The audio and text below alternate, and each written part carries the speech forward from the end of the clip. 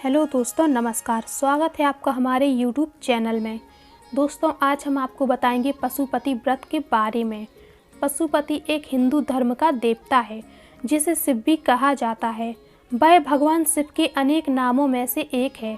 इस नाम का अर्थ होता है पशुओं का स्वामी या पशुओं का रक्षक। यदि आप पशुपति का व्रत करते हैं तो इसके अनेक फायदे होते हैं जिसके बारे में हम आपको विस्तार से बताने वाले हैं। वैसे आपने कई बार पशुपति व्रत के बारे में सुना ही होगा। यदि आपके जीवन के अंदर किसी तरह की परेशानी हो रही है तो फिर आपको पशुपति का व्रत करना चाहिए। यह आपके लिए काफ़ी अधिक फायदेमंद होगा। आप इस बात को समझ सकते हैं और यही आपके लिए सही होगा। आपको बता दें कि महीने के कृष्ण पक्ष या शुक्ल पक्ष में यह व्रत किया जा सकता है, लेकिन आपको इस बात पर ध्यान देना चाहिए कि आपको 5 सोमवार जरूरी ही पूरे करने चाहिए, तभी आपको पशुपति व्रत को करने का फ़ायदा प्राप्त होगा। पशुपति व्रत के फायदे: आपकी मनोकामना पूर्ण होती है। यदि आप पशुपति व्रत को करते हैं तो इसका एक फ़ायदा यह होगा कि आपकी जो मनोकामना है वह पूर्ण हो जाएगी। असल में हर इंसान के मन में किसी न किसी चीज़ को पाने की कामना होती है, तो पशुपति व्रत को इसलिए भी किया जाता है कि ऐसा करने से आपकी मनोकामना पूर्ण होने के चांस काफ़ी बढ़ जाते हैं। यह इसका एक बहुत ही बड़ा फ़ायदा है। अच्छे वैवाहिक जीवन के लिए पशुपति व्रत के फ़ायदे: यदि आपका वैवाहिक जीवन सही नहीं चल रहा है तो फिर आपको एक बार पशुपति व्रत को करना चाहिए। यही आपके लिए काफ़ी अधिक फ़ायदेमंद होगा। आप इस बात को समझ सकते हैं। ऐसा करने से आपके वैवाहिक जीवन के अंदर जो लड़ाई झगड़ा हो रहा है वह दूर हो जाएगा।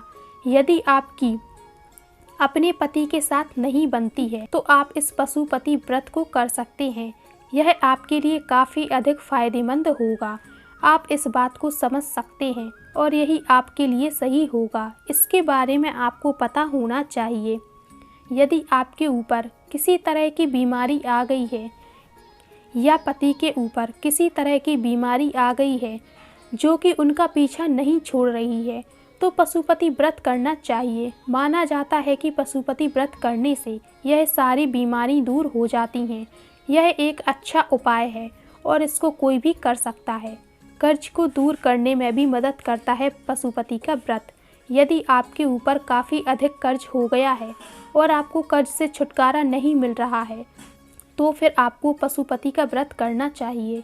यह आपके लिए काफ़ी अधिक फ़ायदेमंद होगा। यदि आप यह व्रत करते हैं तो फिर आपको धीरे धीरे कर्ज से छुटकारा मिल जाएगा और आपके घर के हालात काफ़ी अच्छे हो जाएंगे। बहुत सारे लोग ऐसे होते हैं जिनको कर्ज से छुटकारा नहीं मिल पाता है और उम्र भर उनका कर्ज बढ़ता जाता है। तो ऐसे लोगों को चाहिए कि पशुपति का व्रत करें। इससे काफ़ी अधिक फ़ायदा होगा। मन को शांति मिलती है पशुपति व्रत करने से।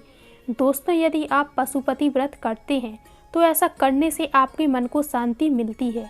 इसके बारे में आपको पता होना चाहिए। असल में हमारे मन में जब काफ़ी उथल पुथल मची होती है तो व्रत के बहाने हम भगवान आदि की पूजा करते हैं। ऐसा करने से मन के अंदर मौजूद अशांति दूर होती है और शांति मिलती है। यदि आप मन की शांति चाहते हैं तो फिर आपको एक बार 5 सोमवार पशुपति का व्रत करके देखना चाहिए। ऐसा करने से आपको काफ़ी अधिक फ़ायदा मिलेगा। आप इस बात को समझ सकते हैं। पशुपति व्रत करने के फ़ायदे: बिजनेस अच्छा चलता है। यदि आप पशुपति व्रत कर रहे हैं तो इसका एक फ़ायदा यह भी होता है कि इसकी वजह से बिजनेस अच्छा चलता है। इसके बारे में आपको पता होना चाहिए। मतलब बिजनेस यदि आप अच्छा नहीं चल रहा है तो फिर आपको एक बार पशुपति व्रत को करके देखना चाहिए। पशुपति व्रत करने के फ़ायदे: घर में देवताओं का वास होता है। यदि आप पशुपति व्रत करते हैं या फिर कोई और व्रत करते हैं तो घर में देवताओं का वास होता है। इसका अर्थ यह है कि आप जब भाव से देवता की पूजा पाठ करते हैं तो घर में अपने आप देवताओं का वास होने लग जाता है और जिस घर के अंदर देवताओं का वास होता है वहाँ पर सब कुछ अच्छा ही होता है। घर की सुख शांति में बढ़ोतरी होती है।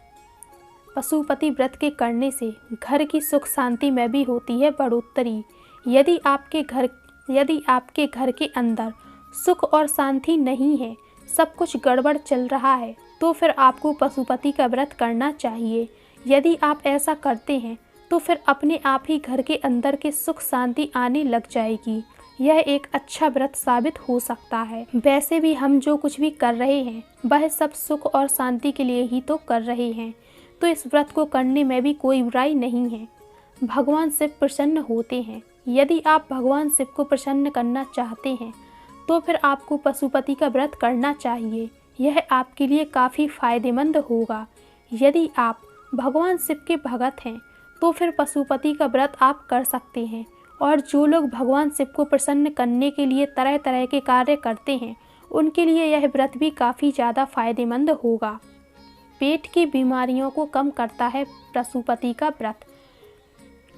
NCBI national centre for biotechnology information की वेबसाइट पर प्रकाशित पबमेड सेंट्रल के अंदर प्रकाशित एक रिसर्च पेपर के अनुसार यदि आप व्रत करते हैं तो यह आपकी पेट की बीमारी को कम करने का काम करता है। यदि आपको पेट की बीमारी है तो व्रत करना आपके लिए उपयोगी हो सकता है और पाचन जैसी समस्याओं को दूर करने में भी व्रत काफ़ी उपयोगी होता है। इसलिए डॉक्टर भी व्रत करने की सलाह देते हैं। वजन को कम करने में व्रत के फायदे। यदि आपका वजन काफ़ी अधिक हो चुका है तो फिर आपको व्रत करना चाहिए। वैज्ञानिक रिसर्च से यह पता चला है कि वजन को कम करने में व्रत काफ़ी अधिक फायदेमंद होता है। जब आप व्रत करते हैं तो ऐसा करने से आप अपने शरीर के अंदर की अतिरिक्त कैलोरी को जगा देते हैं और इस तरह से आप अपने वजन को धीरे धीरे कम कर सकते हैं। इसके बारे में आपको पता होना चाहिए और आप इस बात को समझ सकते हैं। त्वचा के लिए फ़ायदेमंद होता है उपवास करना। दोस्तों, आपको बता दें कि उपवास करना आपकी त्वचा के लिए काफ़ी अधिक फ़ायदेमंद होता है। इसके बारे में आपको पता होना चाहिए। जब आप अधिक तेल मसालों का सेवन करते हैं तो आपको कील और मुहासे की समस्या हो सकती है, लेकिन यदि आप उपवास करते हैं तो ऐसा करने से आपके शरीर के अंदर किसी भी तरह के विषैले पदार्थ हैं वे बाहर निकल जाते हैं।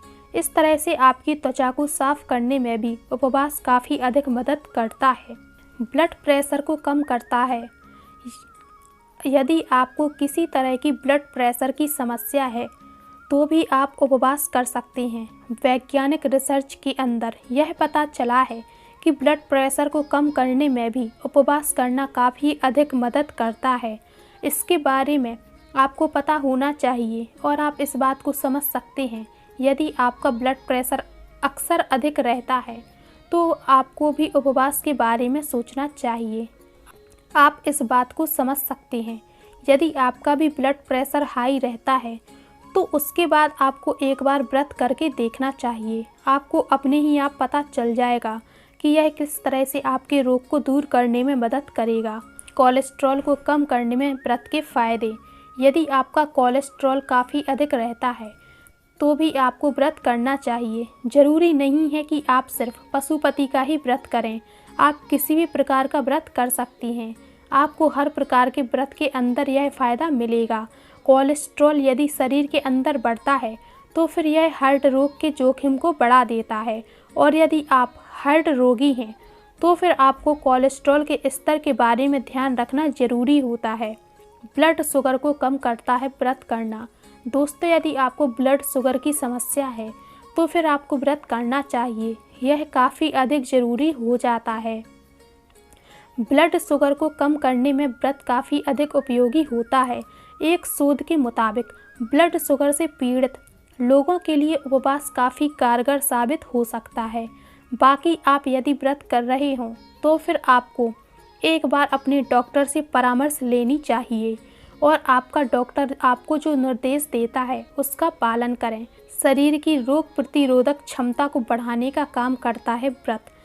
दोस्तों, आपको बता दें कि शरीर की रोग प्रतिरोधक क्षमता को भी व्रत बढ़ाने का काम करता है। यदि आपके शरीर की रोग प्रतिरोधक क्षमता काफ़ी कम होगी तो उसके बाद आप बार बार बीमार पड़ेंगे। एक शोध के मुताबिक उपवास रखने से ऑटोफेगी यानी शरीर के सेल्स को साफ करने की क्षमता बेहतर हो सकती है। इस तरह से यदि आप अपने शरीर की रोग प्रतिरोधक क्षमता को बढ़ाना चाहते हैं तो फिर आपको ज़रूर ही व्रत करना चाहिए और आप इस बात को समझ सकते हैं और यही आपके लिए सही होगा। खाने की लत को छुड़ाने में व्रत के फ़ायदे। दोस्तों, यदि आपको किसी भी तरह की खाने की लत लगी है तो इसके अंदर भी व्रत काफ़ी उपयोगी होता है। कुछ लोग इस प्रकार के होते हैं जिनको बार बार खाने की आदत होती है और वैसे भी पूरे दिन खाने की आदत सही नहीं होती है। ऐसी स्थिति के अंदर यदि आप बार बार व्रत करते हैं तो फिर आपकी जो खाने की आदत है वह कम हो जाएगी और आप पूरे दिन नहीं खा पाएंगे, जो कि एक अच्छी चीज़ है। वैसे भी मरने के बाद आपके खाने पीने की इच्छा तो रहेगी ही। यदि आप आज इसको कंट्रोल नहीं करते हैं तो आने वाले दिनों में कैसे खा सकते हैं जब आपके पास शरीर ही नहीं होगा। व्रत करने से दिमागी फ़ायदे। यदि आप व्रत करते हैं तो ऐसा करने से आपके दिमाग को काफ़ी फ़ायदा होता है, जैसे कि आप भावनात्मक रूप से और मानसिक रूप से सुधार महसूस कर सकते हैं। जिन लोगों का मन एकाग्र नहीं होता है उनको व्रत करना चाहिए। उनके लिए व्रत करना काफ़ी अधिक फ़ायदेमंद हो सकता है। पशुपति व्रत के बाद आप क्या खा सकते हैं? यदि हम पशुपति व्रत की बात करें तो आपको बता दें कि आप इस व्रत के अंदर अनाज नहीं खा सकते हैं, लेकिन कुछ चीज़ें हैं जो कि आप इस व्रत के दौरान खा सकते हैं। यदि आप व्रत रखे हैं तो आप फलों का जूस पी सकते हैं। ध्यान दें, फलों के जूस के अंदर किसी का बीज नहीं होना चाहिए। यदि आप बीज को खा लेते हैं तो फिर आपका व्रत नष्ट हो जाता है। इसके अलावा यदि आप व्रत करते हैं तो उसके अंदर दूध पी सकते हैं। दूध पीने का एक फ़ायदा यह भी होगा कि आपको पेट खाली महसूस नहीं होगा और आप काफ़ी कुछ अच्छा महसूस करेंगे। इसके बारे में आपको पता होना चाहिए और आप तय समय के अनुसार किसी भी व्रत के अंदर दूध पी सकते हैं। और आपको बता दें कि यदि आप व्रत के दौरान हरी सब्जी को भी आसानी से खा सकते हैं। इसके अंदर टमाटर, गोभी आदि खा सकते हैं। यह सब अनाज के अंदर नहीं आते हैं। इस तरह से हमने इस वीडियो में आपको बताया है कि पशुपति व्रत करने से क्या क्या फ़ायदा हो सकता है और इसके अलावा हम आपको यहाँ पर यह भी बताने का प्रयास करने वाले हैं कि पशुपति व्रत करने की सही विधि क्या होगी, ताकि आपको सब जानकारी आसानी से पता चल सके। पशुपति का व्रत करने के नियम। दोस्तों, अब हम आपको पशुपति के व्रत करने के नियम के बारे में बताने वाले हैं, तो आइए जानते हैं इसके बारे में। पशुपति व्रत करने के लिए 5 दिए जलाने चाहिए। यह सबसे अधिक ज़रूरी होता है। पशुपतिनाथ व्रत को 5 सोमवार तक किया जाना जरूरी होता है और सोमवार के दिन भक्तों को शिव मंदिर में अंदर जाना चाहिए और वहाँ पर पूजा अर्चना करनी चाहिए। मंदिर में ले जाने वाली थाली में आप रोली, चावल, फूल, फल, बेलपत्र, प्रसाद रख के ले जा सकते हैं और उनका अभिषेक कर सकते हैं। यदि आप पशुपतिनाथ का व्रत कर रहे हैं तो आपको इनकी पूजा विधि के बारे में सही से पता होना चाहिए। इस व्रत की पूजा विधि अधिक कठिन नहीं है, इसलिए कोई भी इसको कर सकता है। तो सबसे पहले आपको सुबह नहा धो लेना है और अच्छे वस्त्रों को पहन लेना होगा। उसके बाद आपको मंदिर जाना होगा। थाली में आप चावल, लाल चंदन, फूल, प्रसाद, बेलपत्र, पंचामृत आदि आपको लेना होगा। उसके बाद आपको पूजा करनी चाहिए। पूजा करने के बाद आप मीठा आहार ले सकते हैं। इस तरह से आपको यह प्रतिदिन रोज़ाना 6 दिन तक करना होगा और इसी प्रकार से आपको मंदिर में जाना होगा और वहाँ पर भगवान शिव जी की पूजा करनी होगी और मंदिर के अंदर दीपक जलाना होगा। इस तरह से आप कर सकते हैं। मंदिर के अंदर जो आप भोग चढ़ा रहे हैं वह घर में बना होना चाहिए और उस भोग का कुछ हिस्सा आपको अपने घर ले आना है। इसके साथ ही एक दीपक भी आप लेकर आ सकते हैं। पशुपतिनाथ व्रत में हमें क्या क्या खाना चाहिए, जैसा कि आपको पता ही होगा कि हम हर वक्त के अंदर कुछ चीज़ें खा सकते हैं। इसके नियमों के बारे में आपको पता होना चाहिए, तभी व्रत सफल होता है। नहीं तो आपका व्रत सफल नहीं होगा। आप शाम के अंदर मंदिर में चढ़ाकर जो हिस्सा लेकर आते हैं उसको खा सकते हैं और दूसरे को प्रसाद के रूप में बांट सकते हैं। आपको बता दें कि इस व्रत के अंदर सुबह और शाम दोनों ही समय मंदिर जाना अनिवार्य होगा। यदि आप किसी वजह से व्रत करने में असमर्थ हैं तो फिर आपको सोमवार को व्रत नहीं करना चाहिए। आप जिस किसी मंदिर में एक बार जाते हैं आपको बार बार उसी मंदिर के अंदर जाना होगा। फिर आपको दूसरे किसी मंदिर में नहीं जाना है, या फिर आप एक ही मंदिर के अंदर बार बार जा सकते हैं। इसके अलावा इस व्रत के अंदर आप दोपहर में फलों का सेवन कर सकते हैं। फलों का सेवन करने से किसी तरह से आपका व्रत खंडित नहीं होगा। इसके अलावा यदि आप पशुपति का व्रत कर रहे हैं तो आप अपनी इच्छा के अनुसार कुछ भी दान कर सकते हैं। दान करना काफ़ी अधिक ज़रूरी हो जाता है। ज़रूरी नहीं है कि आप पैसा दान करें, आप अनाज भी दान कर सकते हैं। यह भी आपके लिए काफ़ी फ़ायदेमंद होगा। उम्मीद है दोस्तों कि इस तरह से पशुपति व्रत के बारे में चीज़ें आपको अच्छी तरह से समझ में आ गई होंगी। यदि आपका कोई सवाल है तो आप हमें कमेंट कर बता सकते हैं। और दोस्तों अगर वीडियो अच्छी लगी हो तो वीडियो को लाइक करके चैनल को सब्सक्राइब ज़रूर करें और वीडियो को शेयर करना बिल्कुल ना भूलें। कमेंट बॉक्स में हर हर महादेव ज़रूर लिखें। धन्यवाद।